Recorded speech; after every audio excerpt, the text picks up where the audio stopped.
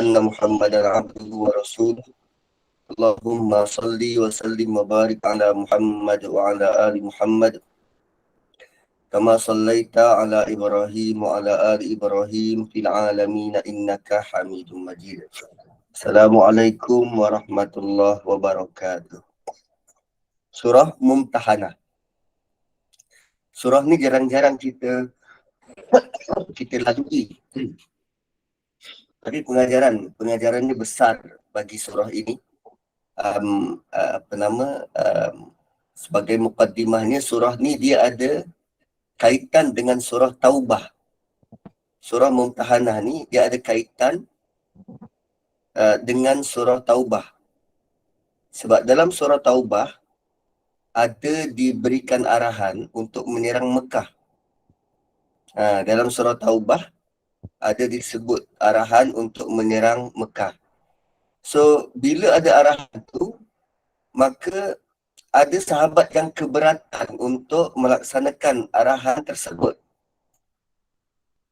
Ada dalam kalangan sahabat yang keberatan, yang sangsi lah dengan arahan tu. Sebab dekat Mekah masih ada orang-orang Islam yang beriman secara rahsia, dan para sahabat takut kalau mereka itu terlibat dalam peperangan.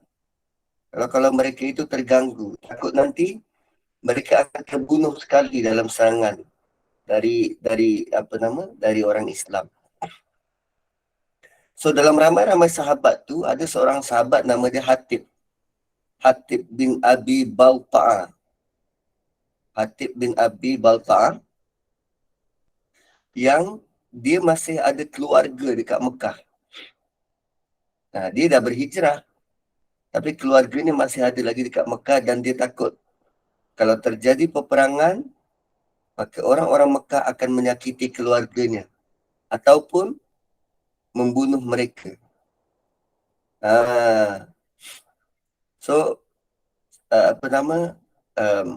Keluarga Hatib ni pula, dia bukan penduduk asal Mekah tu. Dia pendatang dari luar. Jadi itu jam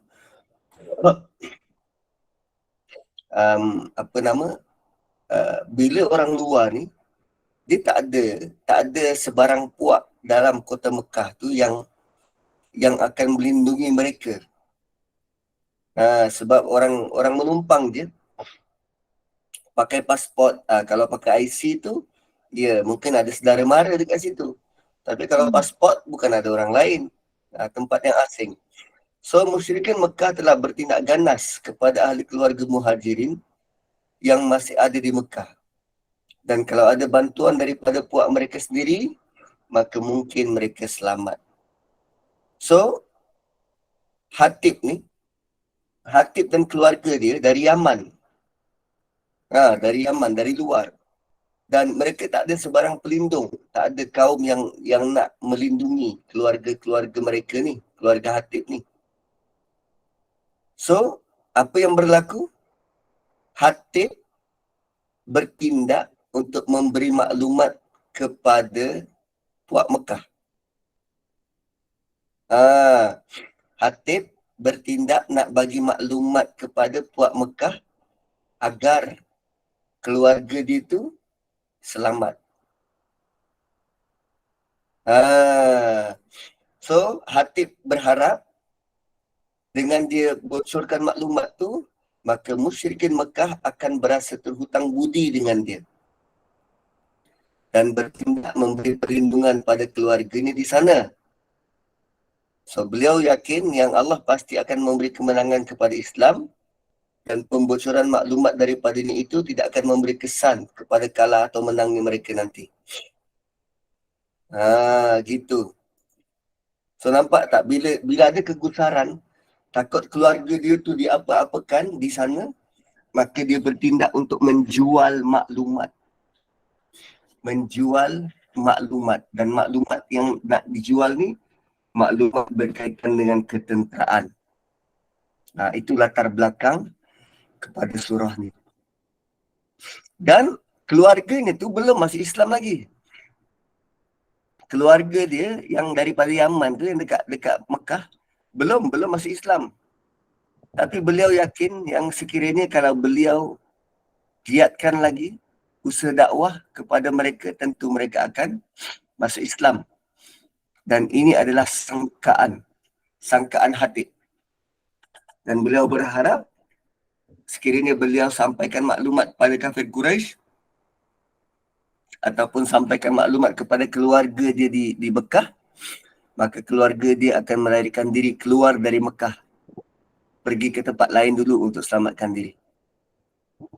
So oleh itu, Hatib dia utus surat secara rahsia kepada keluarganya tentang rancangan umat Islam untuk menyerang Mekah. So dia nak supaya keluarga dia tu keluar, lari dulu. Dan surat ini tuan-puan, surat ini sangat bahaya. Sangat bahaya. Kerana ia membocorkan rahsia rancangan umat Islam. Surat ni sangat bahaya. Ialah aktiviti ketenteraan ni tuan-puan. Aktiviti ketenteraan ni adalah maklumat yang super sulit. Maklumat yang sangat sulit. Kita takkan mudah untuk bagi tahu aset ketenteraan kita suka-suka kita, tak. Lagi-lagi kalau ada ada gerak gempur, ada apa dia beristilah tu, ada ekspedisi yang kita nak buat, terutamanya berkaitan dengan peperangan ni.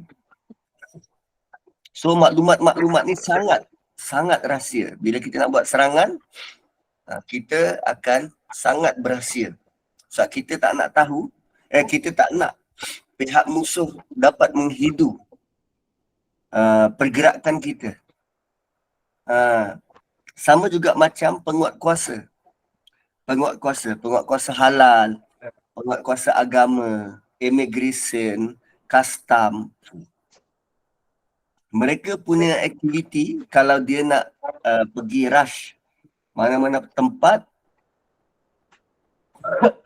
hanya orang atas sahaja yang tahu bila nak gerak, ke mana nak pergi, dan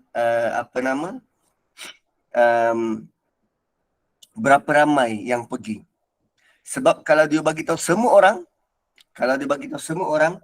boleh jadi orang-orang kat bawah ni, dia rasa ada tempat-tempat yang dia perlu lindungi. Contohnya kedai mesin judi. Bila dia bagi tahu semua orang, boleh jadi orang-orang bawah akan hubungi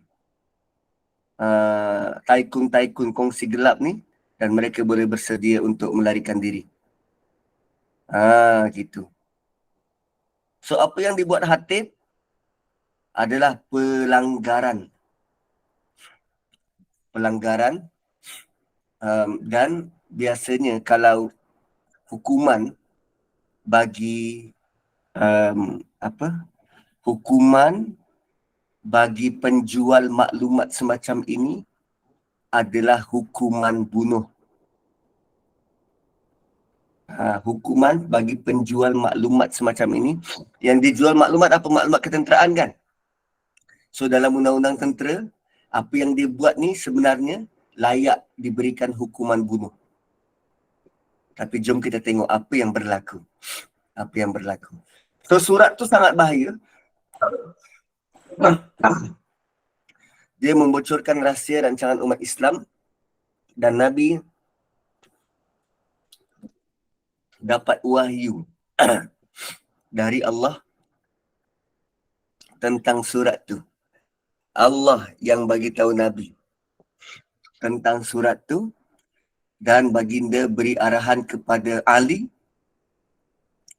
dan beberapa sahabat yang lain, Zubair, Miqdad, untuk dapatkan balik surat tu. Bila surat tu dah diutus, Nabi arahkan Ali untuk dapatkan balik, untuk ambil surat tu. Dan baginda telah beritahu dengan siapakah surat tu dan di mana pembawa surat tu berada. Tengok detail Allah bagi.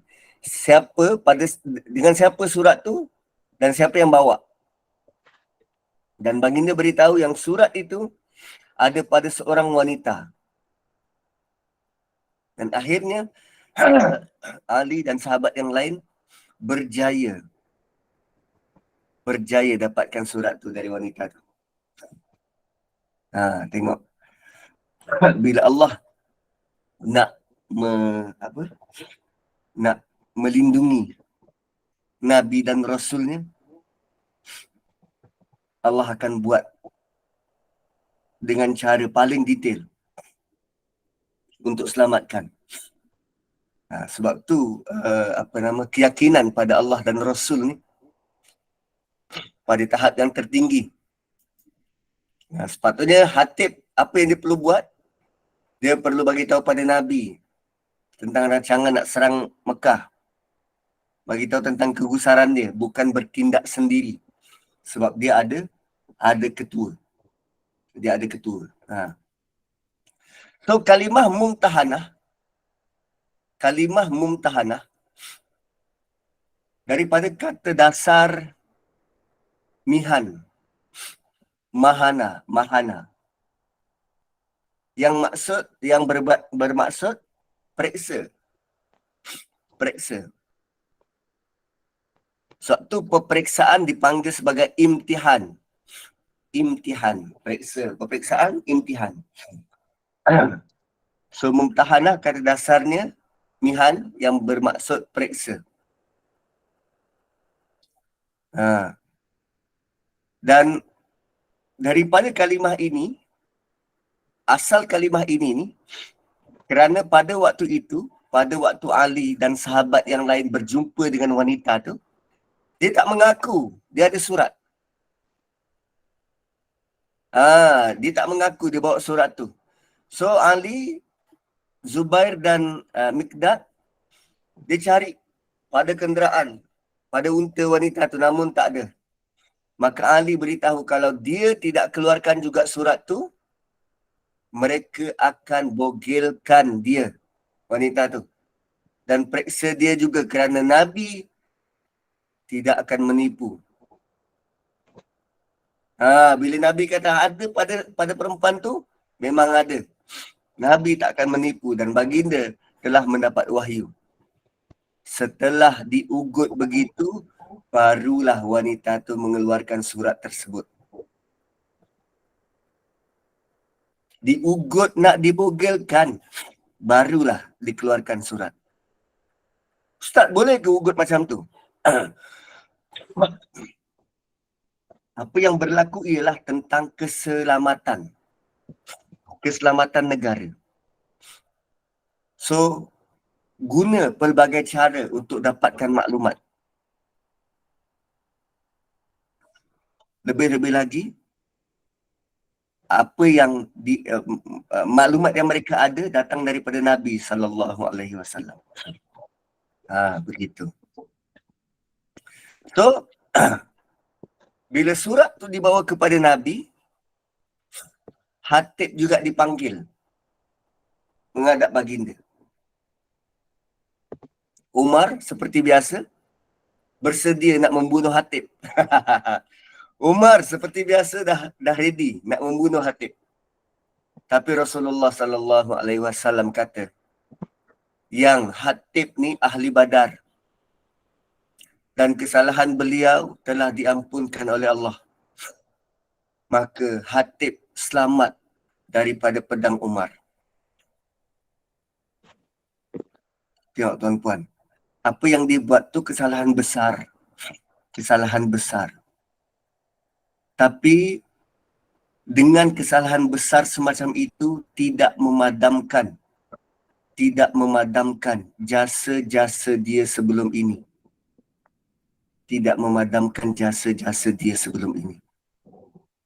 Apa yang dia buat atas kegusaran, Orang yang gusar ni, orang yang takut, dia akan bertindak melulu. Dia tak fikir panjang. Bila bila bila, bila dia dalam keadaan gusar dan takut, dia tak fikir panjang. So itulah yang terjadi. So Nabi juga beritahu yang alasan daripada Hatib itu adalah biasa, normal. Dan beliau bukanlah munafik, tetapi apa yang beliau lakukan tu betul salah. Tapi itulah yang biasanya berlaku kalau kegusaran terhadap ahli keluarga. Cuma kerana kedudukannya sebagai ahli badar, beliau selamat. Beliau selamat. So rupanya kedudukan ahli badar ni tuan-puan, besar dan tinggi nilainya.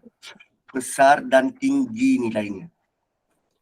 Kan kita pernah lalui surah Nur, hadis ifki. Hadis ifki. Yang peristiwa Aisyah difitnah. Dan antara orang yang terlibat menyebarkan cerita tu, ada seorang sahabat, juga ahli badar. Juga ahli badar. Dan sewaktu usia dia telah lanjut, telah tua, Aisyah masih lagi melayan dia dengan baik. Lalu orang-orang dekat keliling Aisyah tanya, kenapa layan dia dengan baik? Bukan dia dulu yang bawa cerita, memfitnah engkau. Aisyah jawab, dia ni ahli badar. Aisyah jawab macam tu, dia ni ahli badar. Dan ahli badar ni tuan-puan, confirm syurga. Ahli badar ni confirm syurga.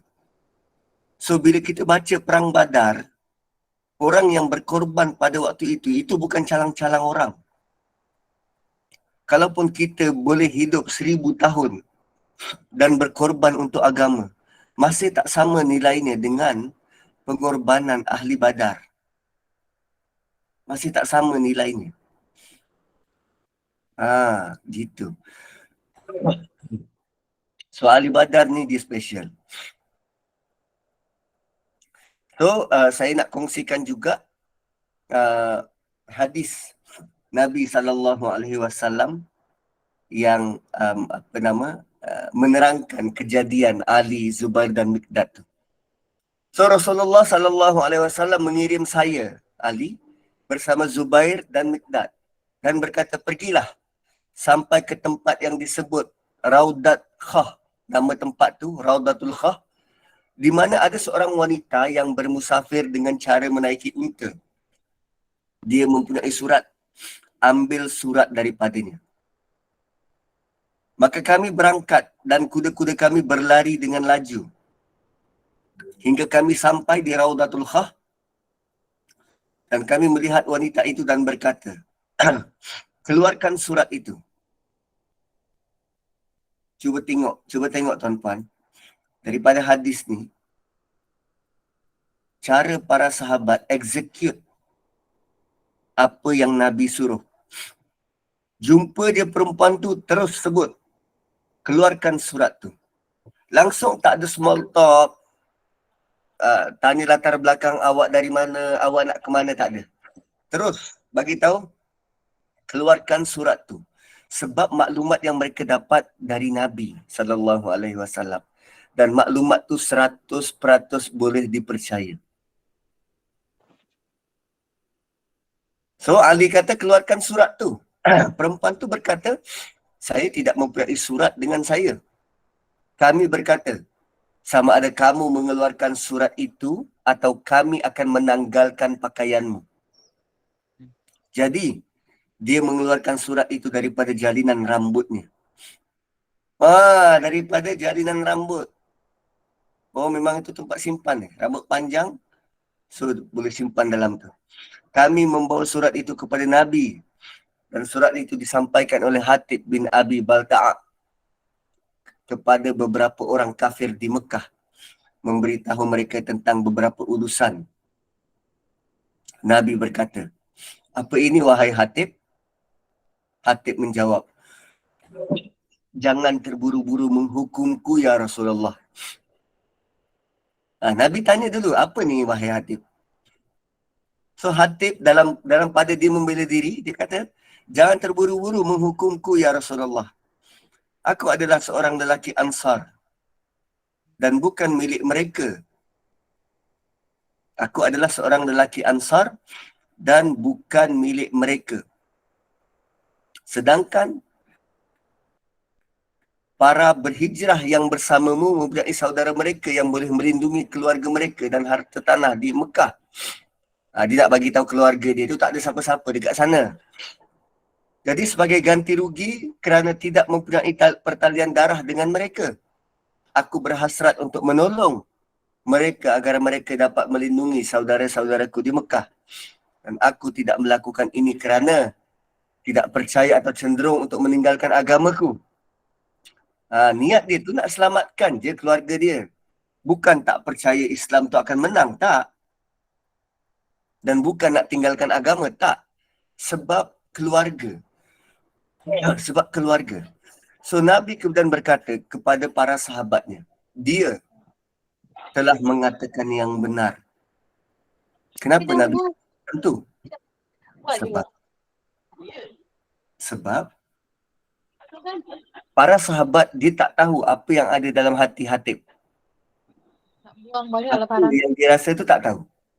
So bila diberi alasan macam tu, maka Nabi kata benar. Dia, apa yang dia cakap tu benar. Supaya sahabat yang lain tidak sangsi. Umar berkata, ya Rasulullah, izinkan aku memotong kepalanya. Rasulullah berkata, dia adalah salah satu daripada mereka yang menyaksikan perang Badar. Dan apa yang kamu tahu, mungkin Allah memandang orang-orang Badar dan berkata, lakukanlah apa yang kamu mahukan seperti yang aku miliki. Maafkan kamu. So, ayat ini diturunkan tentang Hatib. Hai orang-orang beriman. Itu ayat pertama, surah Mutahadah. Begitu. So, itu kisah awal tentang surah ini. Tentang sahabat yang dia nak bantu keluarga dia di Mekah dengan nak mengutuskan surat. So, surah ini, latar belakangnya, nak bagi tahu pada orang-orang beriman, putuskan hubungan dengan orang kafir. Putuskan hubungan dengan orang kafir. Maka ayat ini adalah teguran kepada orang-orang beriman. Ini bukan seperti surah-surah yang lain, teguran kepada orang-orang munafik. Tak, ini teguran kepada orang beriman. Surah Hadid lalu teguran kepada orang munafik yang tak nak infakkan harta. Mujadilah teguran kepada orang munafik yang tak nak berjihad. Hasyar sebelum ni juga kes tentang orang munafik. Mumtahanah teguran kepada orang beriman. Teguran kepada orang beriman. Gitu. So surah ini kita boleh bahagikan kepada 4 perenggan makro. Perenggan pertama 1 hingga 7. Dan perenggan pertama ini mengajar kita yang orang beriman akan setia kepada negara. Orang beriman akan sayang kepada negara dan setia kepada negara. Sebab tu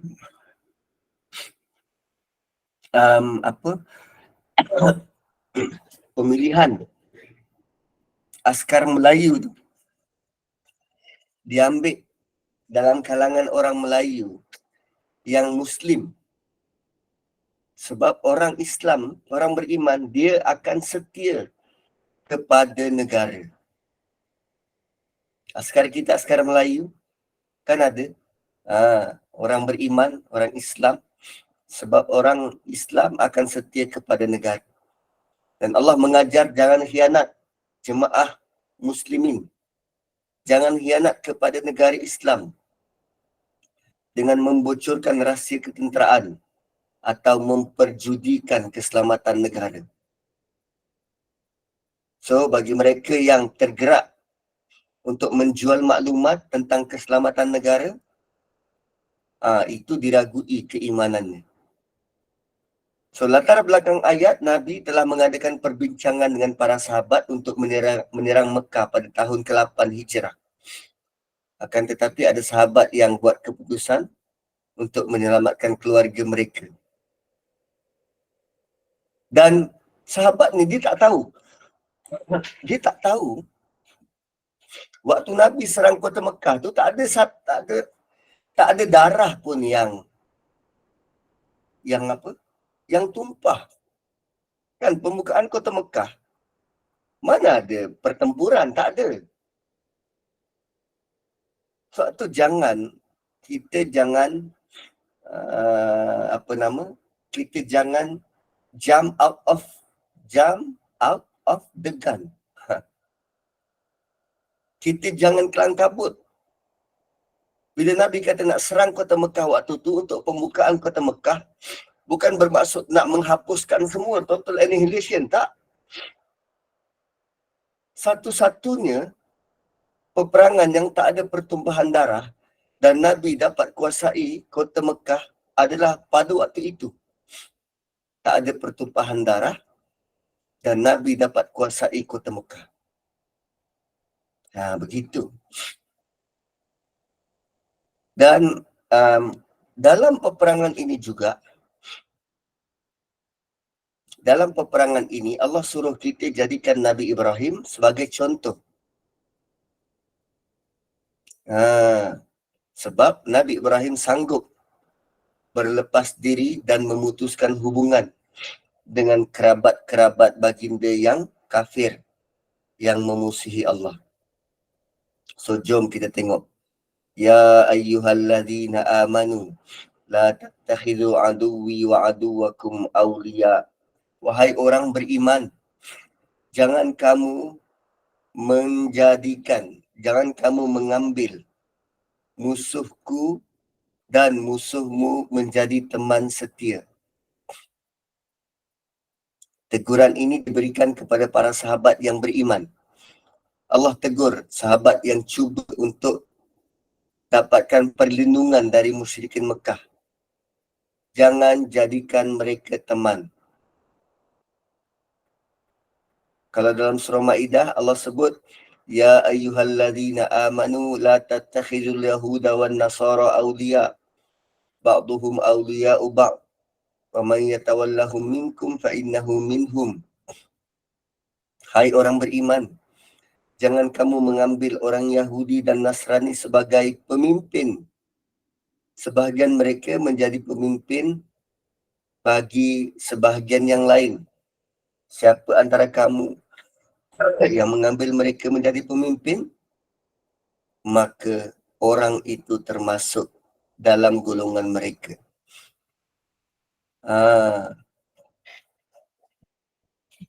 Allah kata, Allah larang. Jangan buat begitu. Jangan jadikan orang kafir ini sebagai teman. Sebab orang kafir tidak boleh dipercayai.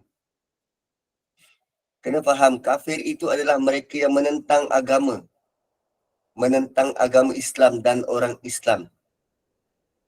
So, kita kena bezakan antara non-Muslim dengan anti-Muslim. Anti-Muslim lah yang dipanggil kafir. Kalau setakat non-Muslim saja, kita masih boleh berkawan, berbuat baik. Tapi kalau dia anti-Muslim, itu jangan dibuat kawan. Dalam konteks negara kita, kenal pasti siapa non-Muslim, siapa anti-Muslim.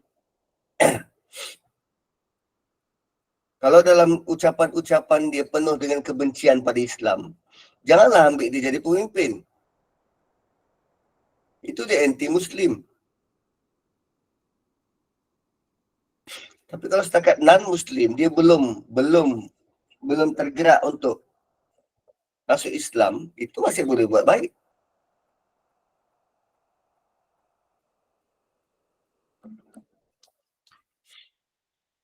Semacam itulah. tulquna ilaihim mawaddah, yang kamu sampaikan kepada mereka kerana masih rasa kasih dan sayang. Tulquna ilaihim, kamu sampaikan berita kepada mereka sebab kamu masih ada rasa kasih dan sayang. Sebab kadang-kadang orang Islam, dia masih rasa sayang dengan kenalan atau ahli keluarga mereka yang masih belum Islam. Maka mereka melakukan perkara itu untuk kebaikan keluarga-keluarga mereka ni. So sebab itulah, sebab turun ayat ini adalah tentang sahabat yang beri maklumat rahsia. Dan hal ini menyentuh konsep yang dinamakan sebagai wala' wal bara'. Wala' wal bara'. Tunjuk sayang dan tunjuk benci. Tunjuk sayang kepada orang yang baik dan nyatakan kebencian kepada orang yang tidak baik. Gitu. Kita tunjuk yang kita sayang kalau orang tu baik. Orang tu tak baik, kita tunjukkan kebencian. Bukan benci dia, benci perangai dia. So, waqad kafaru bima ja'akum minal haqq. Padahal sungguh mereka telah ingkar kepada kebenaran yang datang kepadamu. Mereka ingkar terhadap agama ini. Kamu dah dapat kebenaran, mereka tak, dan mereka ingkar. Namun Allah ingatkan yang sekiranya mereka itu kufur, menentang Islam, mereka tetap musuh walaupun ada talian kekeluargaan. Ini kerana puncanya mereka tolak dan menentang kebenaran yang sampai pada mereka. Kalimah Al-Haq yang disebut dalam ayat ini merujuk kepada Al-Quran atau merujuk kepada agama Islam. Yukhrijuna ar-rasula wa iyyakum. Mereka mengusir Rasul dan mengusir kamu. Kalau betul dia keluarga, ni Allah Allah sedang memasukkan input kepada membetulkan cara Hatib berfikir.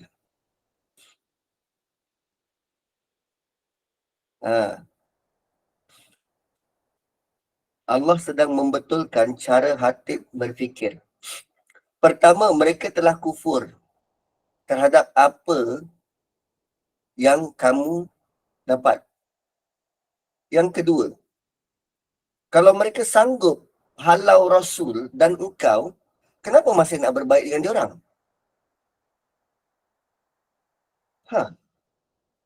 Kalau mereka sanggup halau korang, Rasul, yang dihalau ni Rasul kot daripada Mekah. Dan kau sendiri kena halau. Kenapa nak berbaik?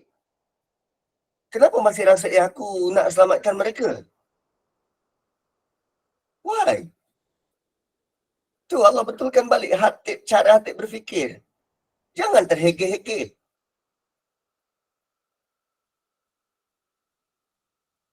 Kan? Antu'minu billahi rabbikum. Allah beritahu kerana kamu beriman kepada Allah. Tahu tak yang korang kena halau kenapa? Sebab korang beriman dengan Allah, Tuhan kamu.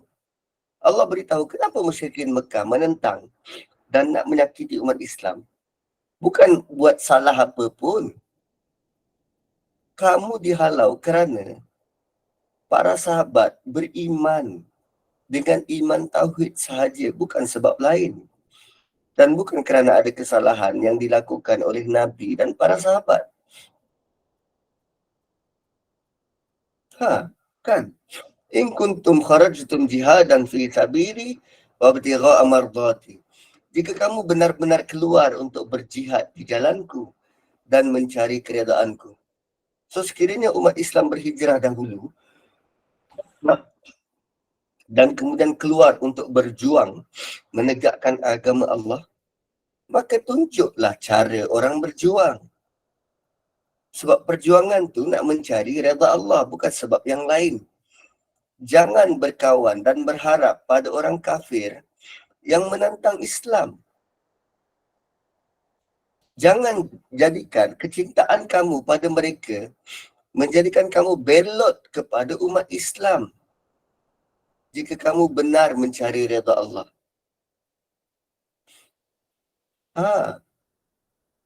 Dan apa kaitan dengan kita? Maka kita kena terima hakikat ini. Kita kena cari, kita kena terima nasihat ini. Jangan cari redha manusia, carilah redha Allah.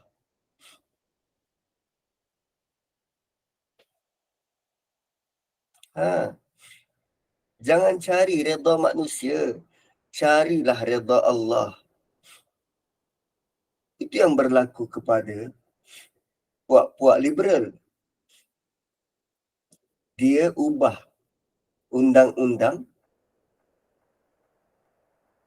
dilonggarkan undang-undang Islam ini supaya dia dapat diterima oleh kelompok-kelompok yang tak suka undang-undang ortodok dalam Islam. Supaya dia boleh diterima dalam kumpulan-kumpulan tu.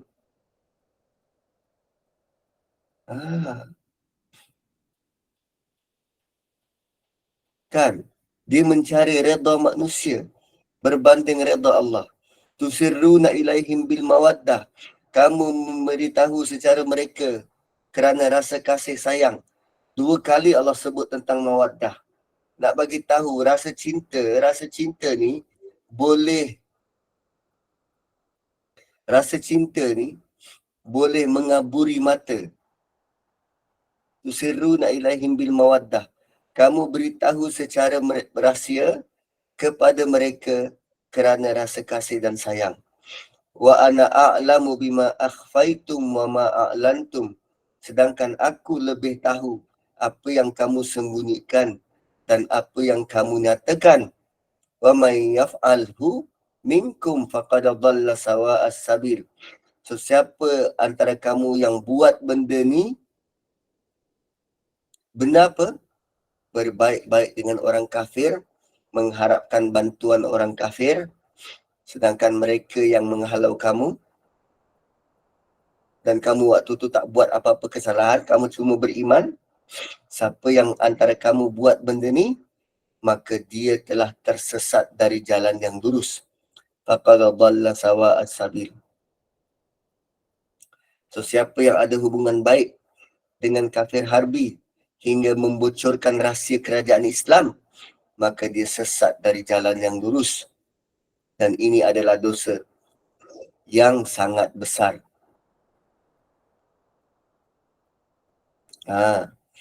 Ada ulama kata bahawa Hatib dimaafkan kerana apa yang beliau lakukan adalah diplomasi yang dilakukan untuk selamatkan keluarga. Diplomasi. Dia dimaafkan, salah satu sebab dia dimaafkan juga kerana surat tu belum sampai ke sana. Belum sampai. Sebelum sampai ke Mekah, surat tu sudah dapat. So, rahsia tu belum terbongkar. Sebab tu dia dimaafkan. Tu kehidupan kita ni, tuan-puan. Kadang kita rasa manusia ni boleh beri manfaat pada kita. Sebab tu pertimbangan kita kadang tak tepat. Dan kita boleh mengharapkan manusia, sedangkan kita percaya redha Allah, bukan apa yang manusia kata, tapi apa yang Allah kata. Gitu. So, iyasqafukum yakunu lakum. Iyasqafukum yakunu lakum a'da'an wa yabsutu ilaikum aydiyahum wa alsinatahum bisu'i wa waddu law takfurun. Tapi ayat pun agak sukar dibaca sebab jarang-jarang baca. So, Allah beritahu kenapa sia-sia dia berharap kepada kasih orang kafir. Dan Allah gambarkan berharap kepada kasih orang kafir, ini kasih sayang orang kafir adalah seperti bertepuk sebelah tangan. Mereka tidak akan sesekali membantu umat Islam dan agama Islam.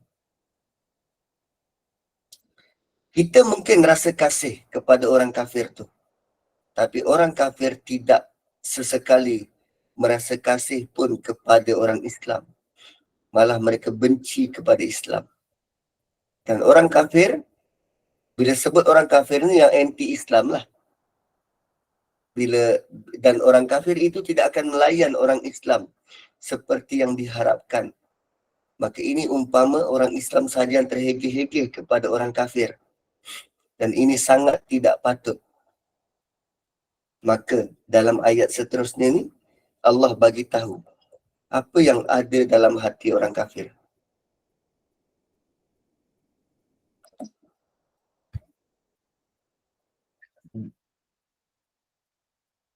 Iyaqafukum yakunu lakum a'da. Jika mereka berjaya menangkap kamu, nescaya mereka akan melayan kamu sebagai musuh. Jika mereka menangkap kamu, nescaya mereka akan melayan kamu sebagai musuh. Sekarang Allah bagi tahu apa yang ada dalam hati orang kafir. Sebab manusia tak tahu apa yang ada dalam hati orang lain. So Allah bagi tahu pada hati. Allah beritahu yang kalau orang musyrikin itu dapat menangkap orang Islam, mereka pasti akan menyakiti orang Islam. Mereka akan tangkap sebagai musuh, bukan sebagai kawan. Mungkin ada golongan musuh yang berbaik dengan kita sebelum mereka menang. Namun, Allah beritahu kalau mereka menang, mereka akan tunjuk belang mereka yang sebenar. Sekarang ni belum menang. Kalau dah menang, macam-macam dia buat.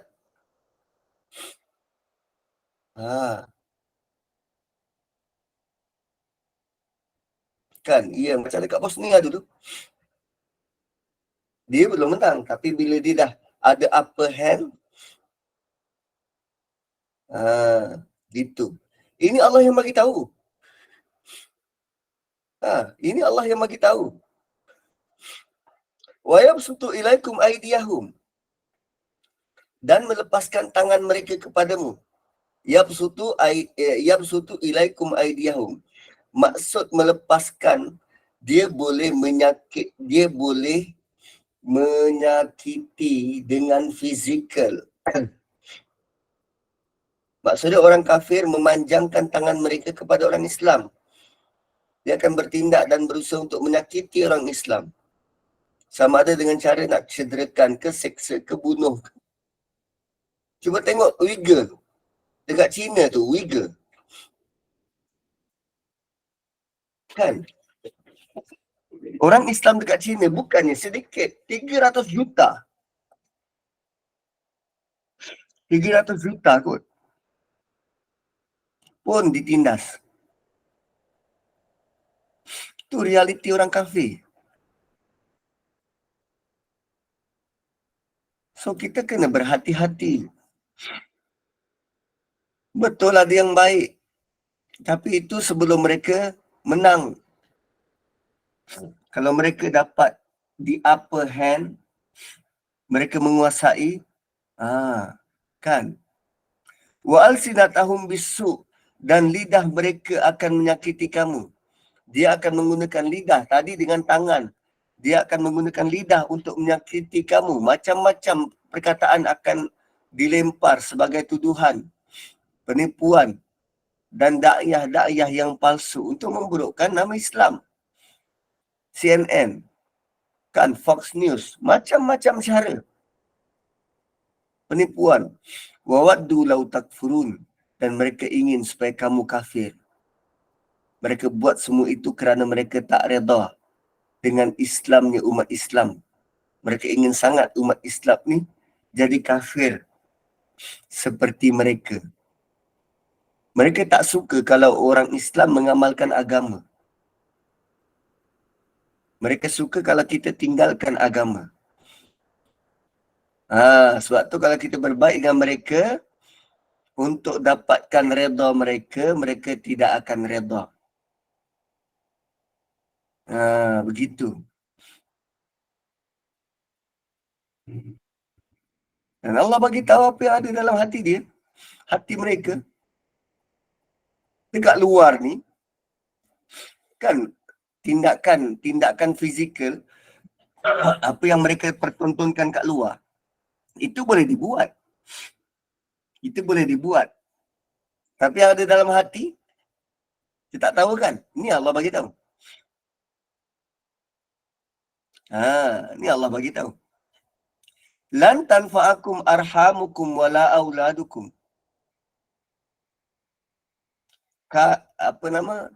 Lan tanfa'ukum. Tidak bermanfaat. Arhamukum. Sahabat-sahabat karib. Kerabat karib. Wala auladukum. Dan anak-anakmu. Anak-anakmu dan kerabat karibmu tidak bermanfaat bagimu pada hari akhirat. Allah bagi tahu dalam ayat ni, Hatib, kasih sayang kamu pada mereka yang kafir tidak akan mendatangkan faedah kepada kamu. Mereka tidak dapat selamatkan kamu dari neraka Allah. Mereka tidak akan mempertahankan kamu. Mereka tidak akan beri alasan untuk menyelamatkan kamu.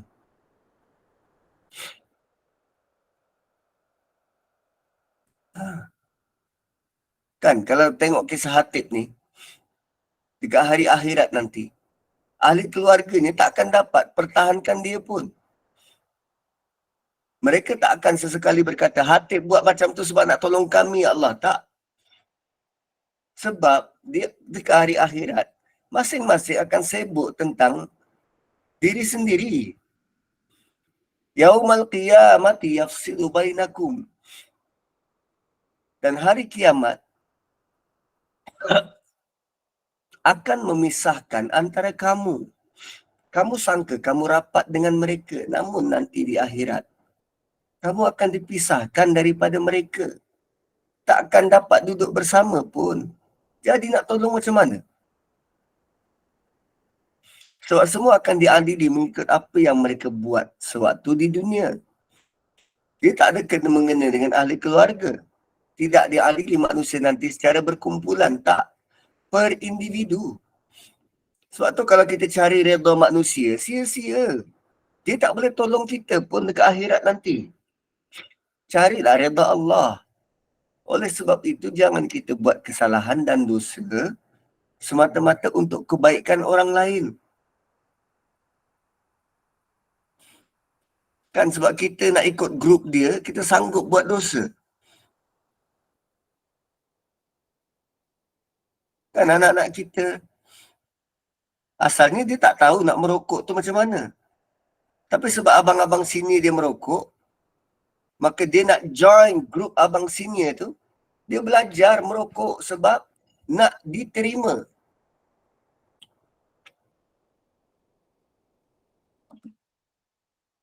Jangan kerana mereka, kita berdosa. Diorang tak tolong kita pun. Begitu. Wallahu bima ta'maluna basir. Dan Allah melihat apa yang kamu kerjakan. Ingatlah, sedang Allah melihat apa saja yang kamu lakukan. Pengkhianatan kamu terhadap orang Islam mungkin tidak diketahui oleh orang lain, tetapi Allah tahu segala-galanya. Allah tahu apa yang telah kamu lakukan, Hatib. Dan Allah telah memberi wahyu kepada Rasulullah tentang benda itu. Kan. Wallahu bima ta'maluna basir.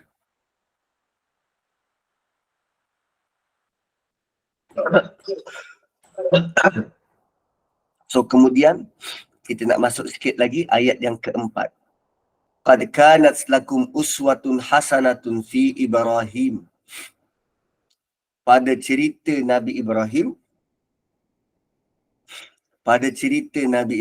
itu ada ikutan suri tauladan yang baik. sebenarnya pada Yaum Ashura ini. Baik, saya tak ya, macam saya katakan tadi, sebab saya dijemputkan dari insan yang hebat yang Allah tampilkan ke tauladan yang baik bagimu pada Ibrahim. Inilah kisah Nabi, sepatutnya dijadikan tauladan bagi kita. So sekarang ni Allah bawakan kisah Nabi Ibrahim. Salah seorang Nabi besar, Nabi Ibrahim. Dan apa yang berlaku pada Nabi Ibrahim, apa suri tauladan yang kita perlu ambil? Walladzina ma'ahu. Dan orang-orang yang bersama dia. Siapa bersama Nabi Ibrahim? Siti Hajar, Nabi Ismail, Nabi Ishak. Pengikut Nabi Ibrahim tak ramai. Tapi pengikutnya berkualiti. Pengikut Nabi Ibrahim tak ramai, tapi pengikut dia berkualiti. So, idh qalu liqaumihim, ketika Nabi Ibrahim berkata kepada kaumnya, inna bura'u minkum wa mimma ta'buduna min dunillah. Sungguh, aku berlepas diri daripada kamu dan daripada apa yang kamu sembah selain Allah. Ini yang penting ni. Nabi Ibrahim berani menyatakan kami berlepas diri. Aku tak ada kaitan dengan kau. Terutamanya dengan manusia.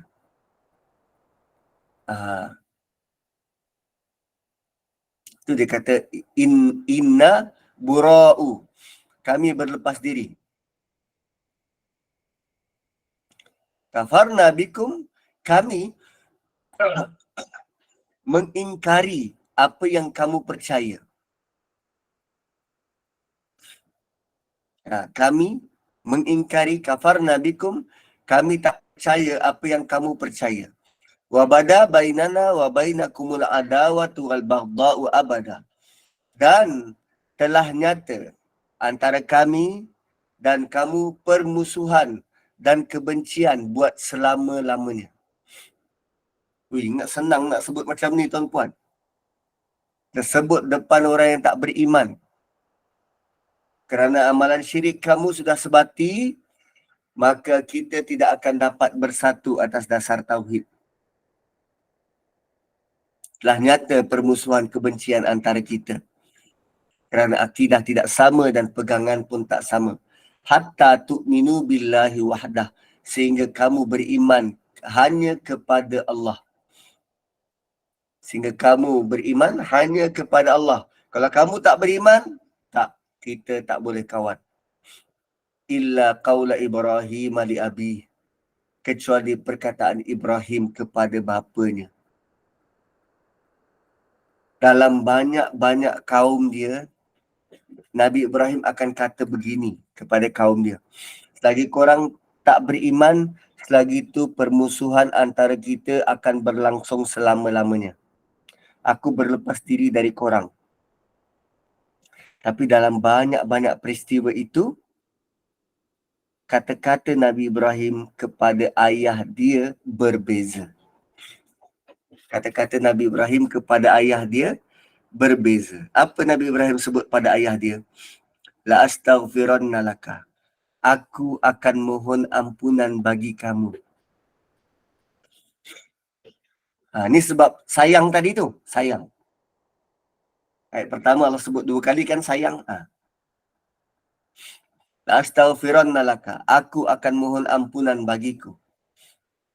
Nabi Ibrahim berjanji akan minta ampun bagi pihak ayah dia. Wa ma amliku laka minallahi min syai'. Dan aku tidak dapat menolak sesuatu pun daripada kamu. Maksudnya aku tak dapat selamatkan kamu dari siksaan Allah.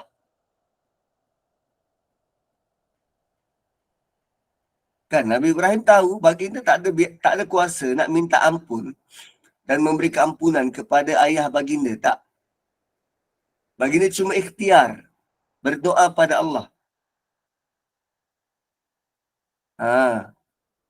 Dan ayat ini juga bermaksud kalaulah ada perkara lain yang dia boleh buat untuk ayah dia itu, baginda akan lakukan kerana baginda sangat sayang kepada ayah dia.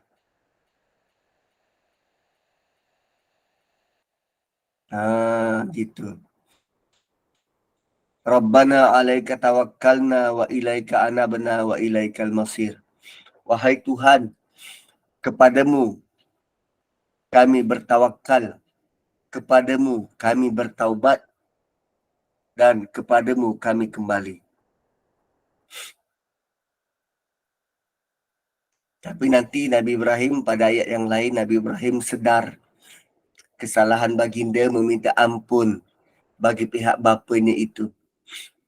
Dalam surah Taubah ada disebut wa ma kana istighfaru Ibrahim li abihi illa am mau'idatin wa'adaha iyyah falamma tabayyana lahu annahu aduwwul lillahi tabarra'a min inna Ibrahima la'awwahun halim. Dan permintaan dari Ibrahim untuk bapanya tidak lain hanyalah kerana janji yang telah diikrarkannya kepada bapanya itu. Maka tak kala jelas bagi Ibrahim bahawa bapanya itu adalah musuh Allah, maka Ibrahim berlepas diri daripadanya. Sesungguhnya Ibrahim adalah seorang yang sangat lembut hati lagi penyantun. So tuan-tuan dan puan-puan, kita tutup dulu dengan doa Nabi Ibrahim ini. Kita boleh baca doa ni. Kita baca Rabbana alaika tawakkalna wa ilaika anabna wa ilaikal masir. Doa dari Nabi Ibrahim kepada Allah. Penyerahan total kepada Allah, bukan mengharapkan redha dari manusia. Barakallahu li wa lakum. Kembali kepada moderator. Terima kasih Ustaz. Kita buka soalan Ustaz. Aku ada yang nak bertanya satu dua soalan. Silakan.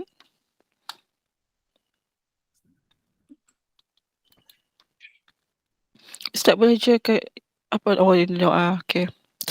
Boleh je baca doa ni kan? Ustaz ada yang bertanya. Ya, boleh. Saya jawab boleh. Okey. Ada lagi ke soalan yang lain?